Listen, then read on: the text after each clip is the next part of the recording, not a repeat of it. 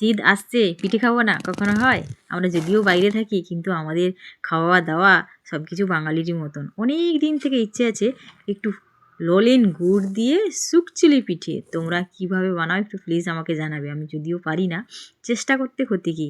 আমরা সত্যিই মা, কাকিমা বা আমরা সব জয়েন্ট ফ্যামিলির একজন ছিলাম।